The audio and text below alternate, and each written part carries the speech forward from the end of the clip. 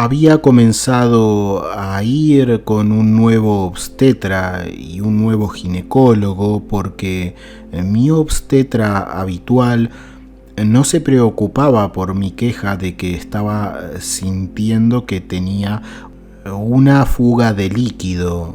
Yo estaba embarazada. Sin tomarse el tiempo para examinarme, me dio una receta para un producto antimicótico y decía que solo era algún tipo de infección por hongos, algo típico en el tercer trimestre.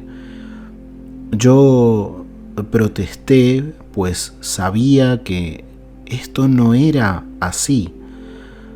La nueva obstetra confirmó luego que efectivamente mi fuente se había roto. Me mandó a casa a descansar en cama. Yo tendría que llamar si tenía un pico de temperatura o si comenzaba el trabajo de parto. Más tarde, esa noche del 15 de julio, me admitieron en un hospital de Richmond, Virginia. A la noche siguiente, los médicos recolectaron líquido amniótico para una prueba de relación de lecitina y esfingomielina para determinar si los pulmones de mi hijo podían funcionar en el mundo exterior. Mi trabajo de parto fue fuerte y nunca dilaté más de 1,5 centímetros. La mañana del 17 de julio se inició con la oxitocina, con un medicamento que se administra a través de las venas para iniciar las contracciones o hacerlas más fuertes. Una pequeña cantidad de este químico es ingresada al cuerpo a un ritmo constante, poco a poco. La dosis se puede aumentar lentamente en la medida de lo necesario. Después de las 24 horas de este medicamento, no mostraba ningún progreso. Entonces los médicos comenzaron a hablar de una cesárea. Durante varias horas me había estado enfermando cada vez más. Ellos solo enderezaban mi cuerpo y me volteaban hacia adelante para que así vomite y volvían a recostarme. En un momento me recosté hasta contraerme y estuve sin comer más de 68 horas. Seguí preguntando por mi médico, pero no se encontraba por ningún lado, según los registros en la enfermería. Los registros también indicaban que me habían dejado sola durante más de 1 hora con una presión arterial de 50/32 y una frecuencia cardíaca de más de 165. Me estaba poniendo frenética. En un momento sentí que comenzaba a asfixiarme o ahogarme y apenas podía respirar. Esto fue debido a que estaba sufriendo un shock hipovolémico. No me dieron oxígeno hasta que estuve en el quirófano. Justo cuando empezaron a ponerme la máscara de oxígeno y ya estando yo muy confundida, traté incluso de luchar contra eso y en un momento lo que recuerdo es escuchar a una enfermera decir que me estaba cayendo. Justo en ese instante fue cuando perdí el conocimiento. Pero no todo se apagó. De repente me encontré en un lugar totalmente blanco, limpio y brillante. No recuerdo un túnel, sino algo como una puerta. Y una vez en la puerta, frente a mí y ligeramente a mi derecha, encontré a mi prometido. Él había sido ayudante del sheriff y había fallecido en el cumplimiento de su deber unos meses antes de que esto ocurriera. Lo vi allí y se veía genial. Vestía unas ropas blancas con un cuello que no llegaba a la mitad de su garganta. Él estaba arrodillado frente a mí, con la rodilla derecha levantada. Uno pensaría que dos amantes que vuelven a reunirse se lanzarían a los brazos del otro, pero no fue así. Era una sensación maravillosa, pacífica y amorosa, pero nunca nos tocamos. Toda la comunicación era a través de nuestros ojos. Yo lo escuché y él me escuchó, pero nuestros labios nunca se movieron. Fue el lugar más hermoso en el que he estado. Recuerdo mirar a la izquierda y allí por un breve momento también estaban mis abuelos. Ellos estaban sonriéndome como si acabara de ganar una medalla olímpica.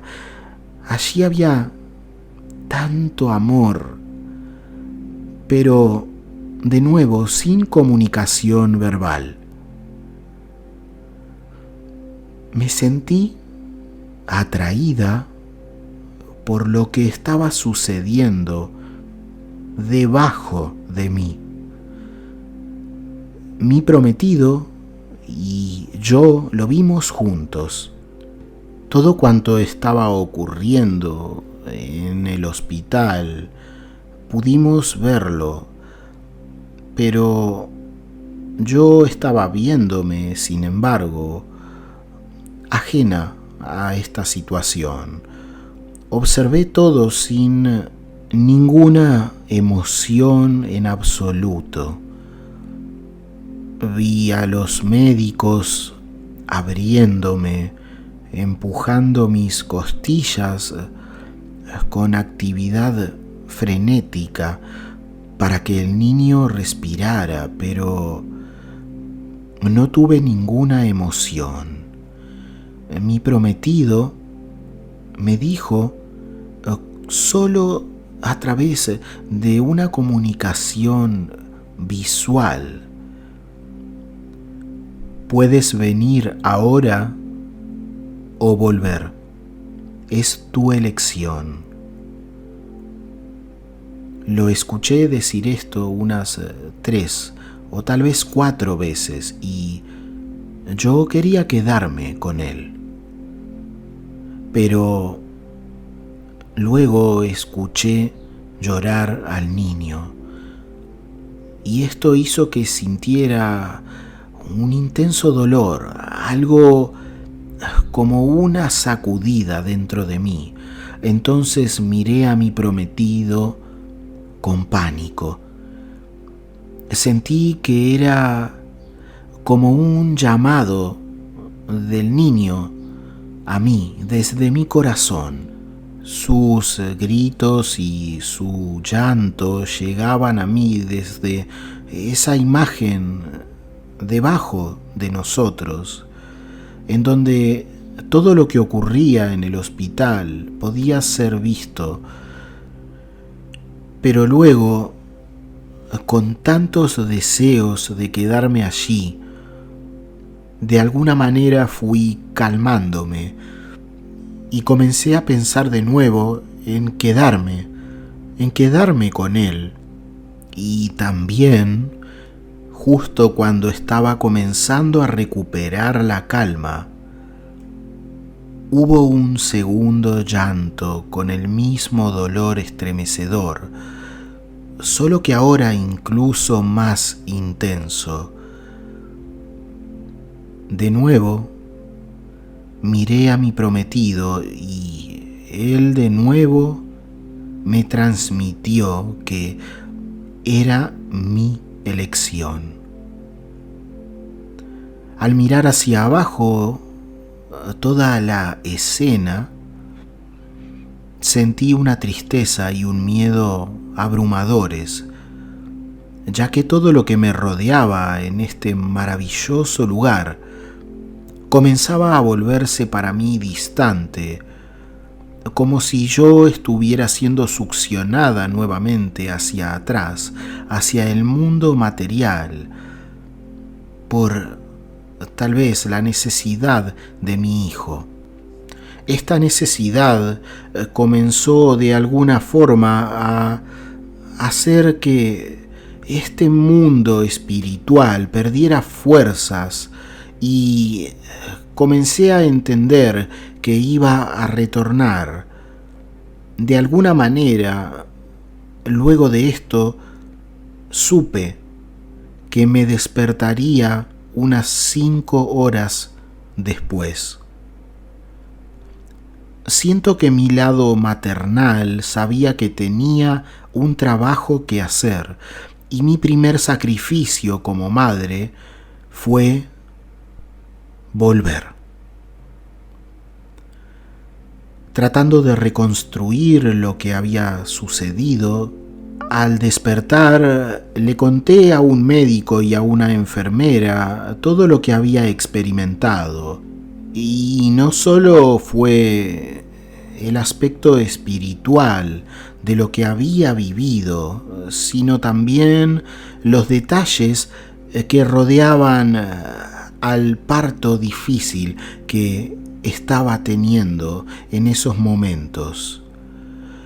Incluyó dónde estaban ciertas personas mientras estaba totalmente inconsciente, etc. El doctor solo dijo: ¿cómo supiste eso? Tú estabas dormida y había incluso una cortina levantada frente a ti.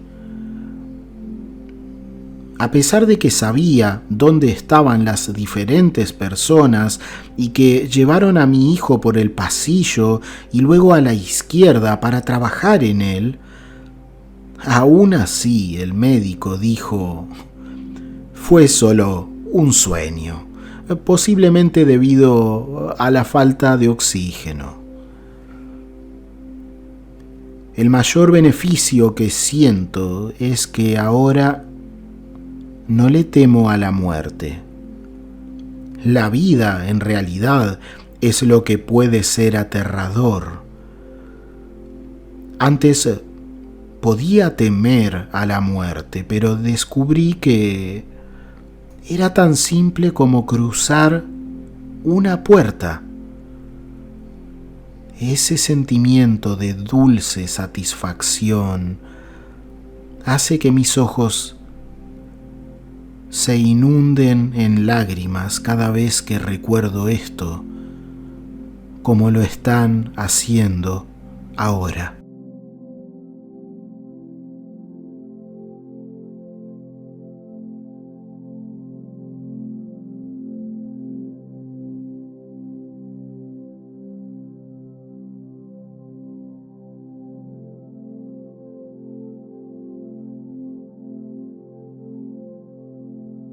Hasta aquí el testimonio SM de hoy.